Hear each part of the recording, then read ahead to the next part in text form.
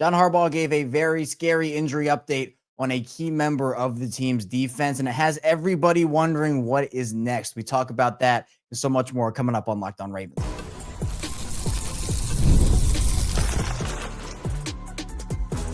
You are Locked On Ravens, your daily Baltimore Ravens podcast. Part of the Locked On Podcast Network, your team every day. Welcome into another edition of Locked On Ravens, your daily Baltimore Ravens podcast. I'm your host, Kevin Oestreicher of Ravens Wire, here with you on the Locked On Podcast Network, your team every day. Thanks so much for being here today on this bonus edition of the show, making Locked On Ravens a part of your day and your first listen each and every single day. And thank you out there to all the everydayers, the first-time listeners, and if you're somewhere in the middle, thank you as well. We're 5 days a week plus more of daily Ravens coverage, bringing you all the Ravens news, analysis, and updates you need here on the show. We have a jam-packed show today, and we're going to have a conversation about Nnamdi Madubuike. John Harbaugh gave what essentially was a pretty scary update on Madubuike and has left a lot of people guessing in terms of what could potentially happen next for him. So we'll talk about that situation as well as the rest of the Ravens injury report. Then we'll dive into Derrick Henry sending a message, not just about himself, but about his teammates. And I think it has a lot of weight heading into this Monday night game against Detroit. And then finally, we'll dive into a little Ravens and Lions mini preview, diving into some more matchups to watch and some keys to victory there as well. Want to tell everybody today's episode of Locked On Ravens is brought to you by FanDuel. Right now, new customers can bet just $5, and if your bet wins, you get $300 in bonus bets to use across the app. Now, this is a situation with Nnamdi Madubuike that it's one that we're going to have to learn more about and figure out because we don't really know a lot right now about it. But John Harbaugh, his update was pretty eerie. He talked to the media on Saturday. Obviously, the Ravens play on Monday night, so this was the last day of practice for the Ravens before the game on Monday. And John Harbaugh essentially ruled Nnamdi Madubuike out for the game with a neck injury. He's been on the report with a neck injury for the whole week.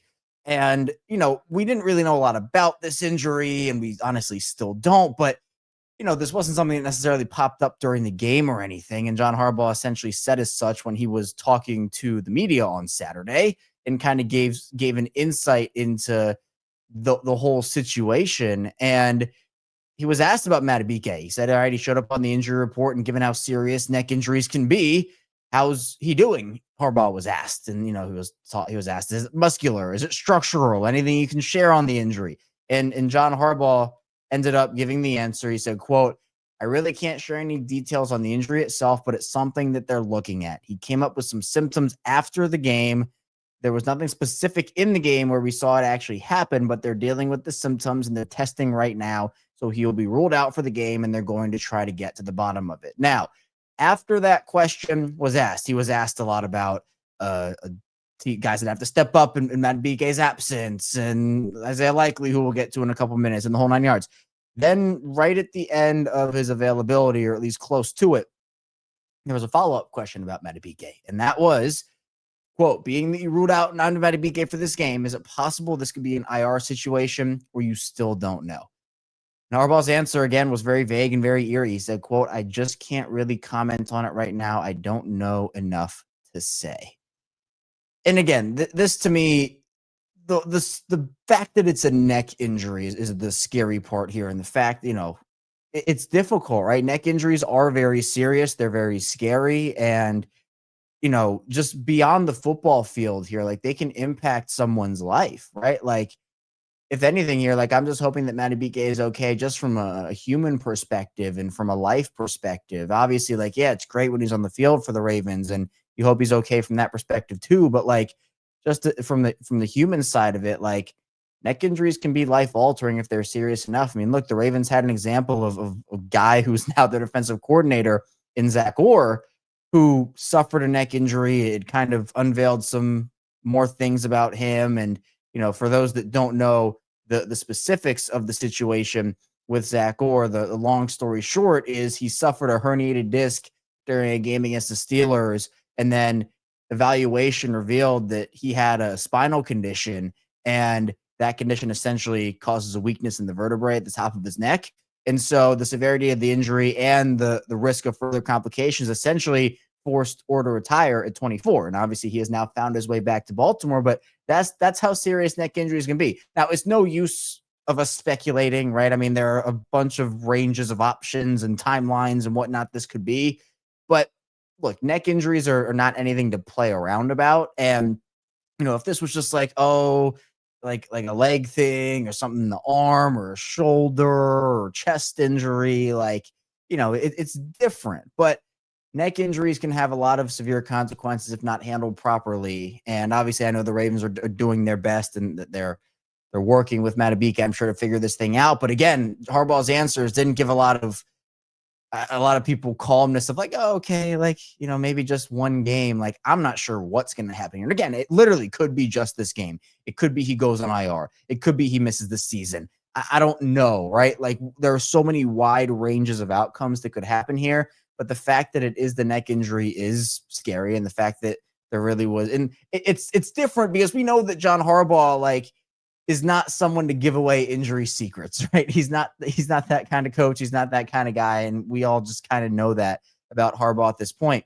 But to me, at least, this just felt different. And I hope it's nothing where it can be career altering for Madubuike or season altering for Madubuike or whatever it is. Hopefully it is just the one game. They find out things, but the fact they're still kind of going through it, figuring out symptoms, and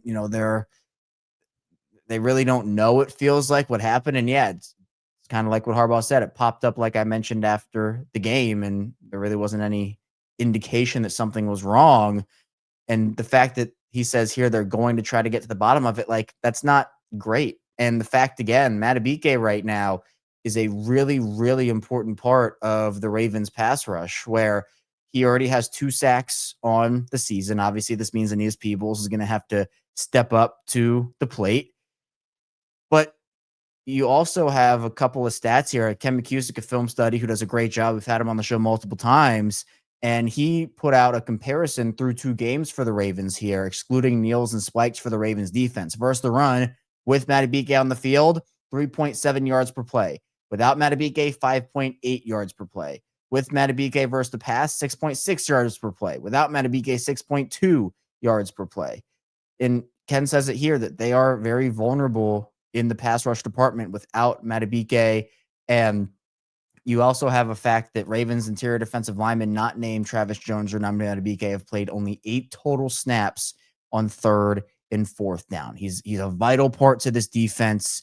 It's a tough loss, not just for this game, but obviously for however long he is out. And again, hopefully it is just this one game. But you also don't have Kyle Van Noy in this game. He was officially ruled out by the Ravens with his injury. And you also do not have, on the offensive side of the ball, Isaiah Likely. He was ruled out with his injury. I know at least I was actually on the boat he was going to play in this game. I wasn't sure, obviously, but I was kind of anticipating he was. He practiced limited all 3 days, that there wasn't really any setback or anything, and he's still not going to play. So it feels like week 4 is the true return date here for Likely. They're going to give him one more week and kind of ease him back in, it feels like, but he's not going to be available. And you also have Patrick Ricard, who obviously did not practice all week. He is not going to be available as well. So you have, at this point, a team that is already dealing with a couple of big injuries. And not that the Lions aren't, right? The Lions injury report, they have a couple of guys that are questionable. So Marcus Davenport is not going to play in this game for Detroit. He was ruled out. But you also have Jack Campbell, Taylor Decker, Kirby Joseph, and DJ Reed, all questionable. Those are all really good players too, by the way. So, I would have loved to see these teams play both healthy, right? The game is better when everybody's healthy, but that's just the way football goes. But there's a different element here, to me at least, when you just hear that word neck injury, or the words neck injury, and it kind of takes you to like, man, that's something that cannot be messed around with. So again, I'm not going to speculate on how much time he's going to miss. There are a wide range of outcomes from Madubuike here, but we do know how important he is. It's a huge loss, as I keep saying here. I can't understate that. And I think for a guy like, I guess, overstate, right? I can't overstate the facts, not understate, overstate that Madubuike is very important. But at this point, you also have Jonas Schaefer bringing up the stat that Madubuike has 10 pressures and 2 sacks on the season. The rest of the Ravens defensive line, 7 pressures and no sacks combined. So he's a huge part of the defense. I can't keep saying it. I know I Like, you got to trust in the guys that are going to be available, but he's someone that has been consistent now. He forces double teams, and obviously Travis Jones does as well. But man, you're going up against an explosive Detroit offense. You obviously have Kansas City next week, who at the very best case scenario for them is going to be 1-2 and looking to get back to 500. You can't afford to drop this game here. I mean, look, if there was a game to drop, it would be this one because Detroit's an NFC team. But it's going to be interesting, especially when you don't have two of your top pass rushers out there. And it's important to get to Jared Goff, force him to get uncomfortable in that pocket.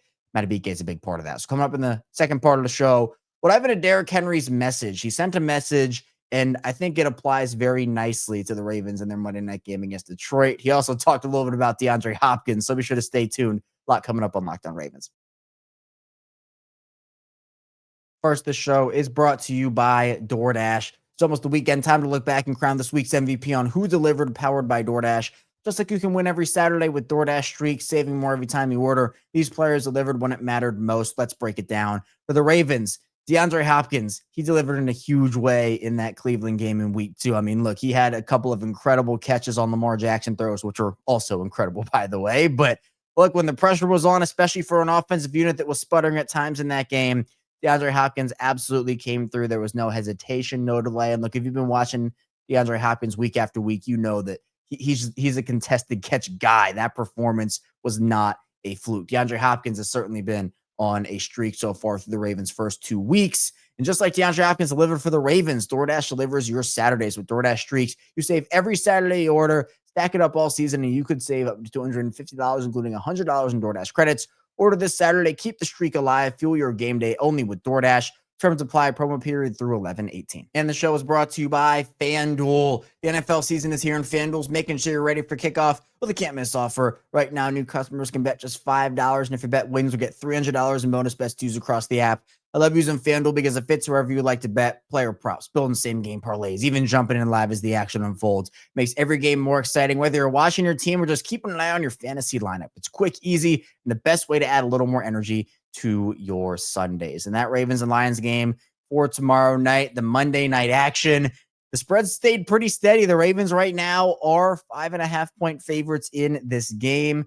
And I like that number for the Ravens, especially with their roster. I think you have the motivation factor of not dropping to 1-2 on the season, especially with Kansas City. You got to go there next week, so you got to win this game. I like the Ravens in this one for sure. So are you ready to play? Download the FanDuel app now by visiting FanDuel.com to get started. That's FanDuel.com to place your first $5 bet.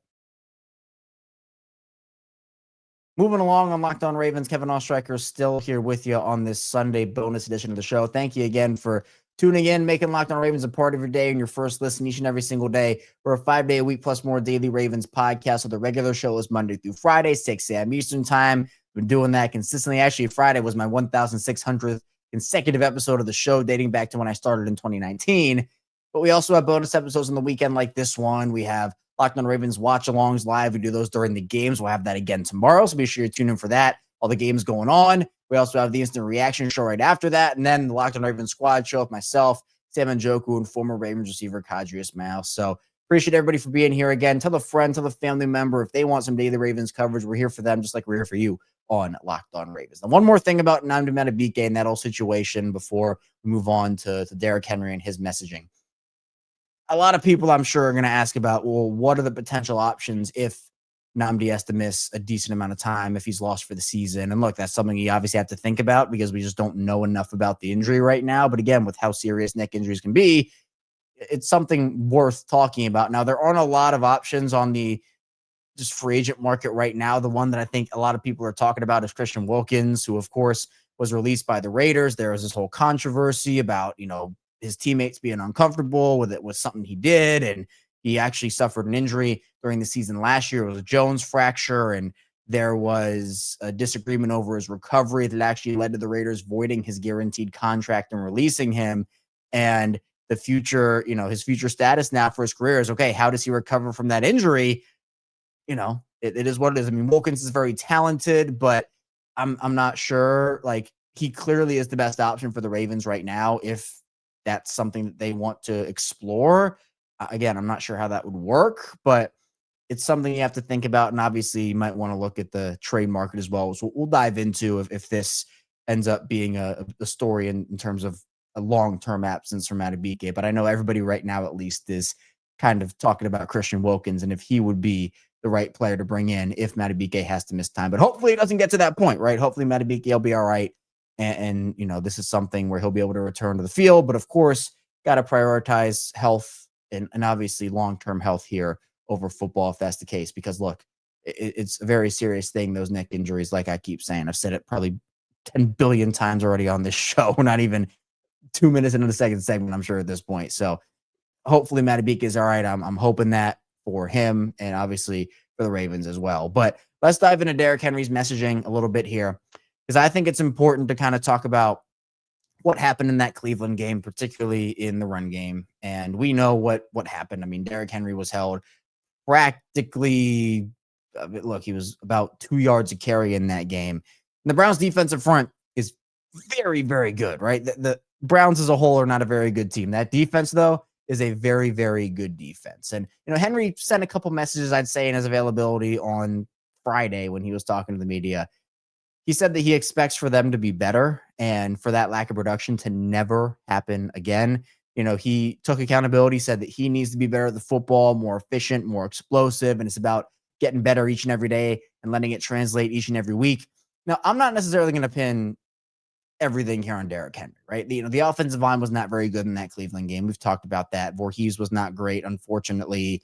Falele had his moments. Rosengarten had his moments. Ronnie Stanley was not good. Like, it was a bad offensive line game. And you could see on some of those plays that, like, Cleveland was essentially, it felt like they knew what was coming and they were sending like the house Cleveland was on those plays. And, you can be, as I've said, the best quarterback in the world, the best running back in the world. If you're not getting good protection or good blocking, there's not a lot you can do when there are 5 defenders converging in on you. I mean, Lamar can do something about it sometimes, and so can Henry. But, it's hard with some of those plays that we saw. And, he, again, can just continue to take accountability over and over again, which I thought was really cool to him, by the way. He said, quote, "I never look at another man and start saying what they did wrong. I always point the finger at myself saying I need to be better. If they're stopping the run, there's nowhere to go, then make one. I feel like I didn't do that well and I need to be better at that. But as a whole, we're just going to focus on continuing to get better." Again, this is a really cool answer, like really cool. And we can all acknowledge that, like, yes, it's a team effort here, right? The O-line, Henry, everyone has a part to play. But this is what makes a good leader. So it makes, like, Lamar does this all the time. He's never going to throw anybody under the bus. And Derrick Henry carries that same mindset. A lot of guys, honestly, carry that same mindset. It's not 100% of guys. We certainly see that across the league. But this is the exact answer that you want, especially because we know that, and we've had multiple people on the show who have said it, Derrick Henry has become quite a leader in that locker room, especially when it comes to something as important as just managing your body, right? Henry does a lot of that in the offseason. Apparently guys go to him and ask for his regimen and things that he does. Like, he's quickly endeared himself to that locker room. And I think it's really cool that this is kind of the approach that he's taking here, and just continue to echo the message, like, just do your job. Like, that was essentially Henry's message here. Do your job and do it at a high level. And he talked about the preseason a little bit too, which I thought was pretty interesting. He said, quote, "If you don't play in the preseason, then it's time to go during the season. So it's just about playing better, improving and focusing, doing little things right and doing the best you can to put the team in the position to win each and every game." So it's because that's what we've been talking about. If you've been listening to me on the show here, we've been talking about the preseason and essentially first, and I think it varies. Opinions vary on how long it takes for kind of that rust to get knocked off if you don't play in the preseason. Some people think it kind of shakes off instantly. Other people think it takes a couple games. I'm sure it varies per player, right? But if you don't play in the preseason, even if it's against backups and you don't get that action, like, it's going to take you a little bit to kind of shake that rust off here. And Henry's kind of saying, look, not playing in the preseason, not an excuse for, like, you got to get it going. Football's not going to wait for you. The NFL's not going to wait for you. Season starts week 1. Doesn't matter if you played or not in the preseason. I'm curious to see if the Ravens change their approach in the preseason next year. I have a feeling they might. I'm not sure. But obviously that just comes back to a different conversation of weighing injuries versus rust. And obviously I think it's a heated debate, I feel like, when it comes to which side people are on in that one. He talked about the Lions D-line, saying they're built to stop the run. and, 3 levels here. He said that the linebackers, they fly to the ball. Secondary, they're all willing tacklers, and it's something that he's excited about. He said it's going to be a good matchup on Monday. I tend to agree with him there. And talked a little bit too about how the playmakers at the positions that the Ravens have on the offensive side of the ball. He talked about DeAndre Hopkins, Zay Flowers, Rashad Bateman, the tight ends. He says he's focusing on being the best player he can be for the team, being efficient and playing better, like he said. But his message here is he's just focusing on being effective himself, doing what he can to put the team in position to win. And I love the mindset of the team that, like, these guys just want to win football games, right? They're such hard competitors. Like, it seriously is awesome because you see that competitive spirit, the will to win each and every single week. And that's what you want to see, not just guys kind of like lackadaisically going through games and, yeah, we won, we lost, whatever. No, you want to see the fire, the spirit, the competitiveness. And I think we see that win or lose, right? We see the fire, and it's different, right? In the win and the loss, but you see it either way. And I appreciate that about this team. Then the funny thing was, at the end of this, he was asked about DeAndre Hopkins and if he was surprised that at this stage in Hopkins' career, he was able to still make plays. And he said, no, DeAndre's done this his whole career. Everybody knows when you get up in age, all of a sudden something's changed. Like that's the whole narrative. But then Derrick Henry said, hopefully they keep calling him washed because that stuff has been working. We need it. So Henry said, keep the trash talk coming. Keep it coming. So the Ravens, it's funny. I think they might fuel off of that a little bit, right? It's something that I think motivates them at times, right? They're focused on themselves in that building, but hey, you know what? If that motivates guys and gets guys up and ready to play, then I'm all for it. I'm all for it. So coming up with the final part of the show, we'll do a little Ravens and Lions mini preview. We'll talk about some matchups, key players to watch, all that and a lot more coming up on the show. This episode is brought to you by Square. Your favorite neighborhood spots run on Square. There are certain businesses that truly make the neighborhood feel like home, whether it's a local sports bar packed on game days, the coffee shop that knows your order by heart, or the corner deli that's been serving your community for decades. These are the places that bring people together. When neighborhood businesses thrive, the whole neighborhood thrives. And there's a local spot in Baltimore and Fed Hill, Be More Licks, that comes alive every Sunday during football season. The whole Fed Hill area, everyone's in team colors. The energy is incredible. It feels like the entire area is there cheering together. And those local spots are what makes the neighborhood feel like home. And so many of them run on Square. Square is a proud partner of more than 4 million neighborhood businesses around the world. You can go to square.com/go/LockedOnNFL to learn more. But before you do, go support your favorite neighborhood spot. You'll be happy you did. Square. See ya in the neighborhood. Continuing on Locked On Ravens, Kevin Oestreicher still here with you on this Sunday. We got football action, and then we got the Ravens action on Monday night. So again, appreciate everybody for being here, giving us a little time here on Locked On Ravens as we dive into the latest Ravens news and notes and everything here. So be sure you can also follow me on social media at KaosStriker34 on Twitter, on Instagram, on TikTok. That's the handle. So I love engaging. I try my best to. I know my notifications get crazy sometimes, but I try my best to respond to as many people as I can on there. But let's now dive into some Ravens and Lions mini preview here, right? We obviously know we went through the injury reports in the first part of the show. Both teams going to be missing key contributors, and obviously a couple of other players potentially could or couldn't play in this game. We'll see. I think still awaiting on Jair Alexander. John Harbaugh actually talked about Alexander and said that, it's a good process, good progress is essentially what he said. He said good conversations, and he said that he'll be playing sooner rather than later. So that's an interesting part of that. He said he's been practicing. It's coming along really well. And he says he just wants to be fair to him and do the right thing. So we'll see there. And we mentioned the Lions guys that could potentially play or not in this game. But looking at some of the stats here for Detroit in particular, again, Lamar Jackson and Jared Goff are tied for the league lead in touchdowns right now, passing touchdowns at least with 6. Lamar obviously has 7 because he has a touchdown on the ground. But the Ravens right now is, and we've talked about this a little bit throughout the course of the week here, Ravens are the 7th best passing offense and the 2nd best rushing offense. And on defense, they're the 19th best passing defense and the 16th best rushing defense. Now, something I'd like to see the Ravens improve a little bit, and it's only 2 games, right? So as the season goes on, we'll get a clearer indication of how good or not the Ravens are in these categories. I expect them to be good, though. Right now, the Ravens are 21st in the NFL in third down conversion percentage on offense. They are 19th in third down conversion percentage allowed on defense. In the red zone, they're in the bottom 5 in red zone defense right now, giving up 77.8% there. Kind of middle of the pack offensively there at 57.1%. That's 16th. So actually quite literally in the middle of the pack. For the Lions, just some of those same stats. The Lions are the 6th best passing offense, the 18th best rushing offense, the 25th best passing defense, the 14th best rushing defense. Now, they're not necessarily that much better than the Ravens right now in terms of a lot of these categories. I mean, you look at third down percentage, they're 23rd in the league. Third down percentage on defense is 25th in the league. So offensively 23rd, defensively 25th in the red zone. They're the 13th best red zone offense and the 24th best red zone defense. So not anything crazy on both sides there. Obviously, the Lions have firepower all across their offense, much like the Ravens do. Jahmyr Gibbs, David Montgomery, Amon-Ra St. Brown, Jameson Williams, Sam Laporta. Like they have a lot of weapons there. I think the key to this game is going to come down to the offensive line personally, like on both sides. And we talked about Nnamdi Madubuike not being there. We talked about Kyle Van Noy not being there. Davenport for the Lions not being there on their defensive line.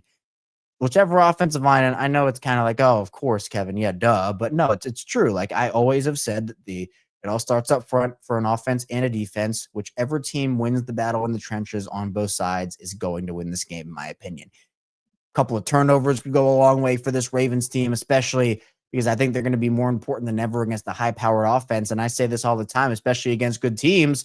How do you prevent a good offense that you're facing? How do you prevent them from scoring points? You keep them off the field. You don't let them get the ball in their hands. You literally keep them on the sideline. That's how you can make sure they don't score, as they literally cannot touch the football. So for the Ravens, that doesn't mean you have to hold the ball, like the Greg Roman era, 12, 13, 14-minute drives there, right? You don't have to do any of that. But, 3 and out's very important, right?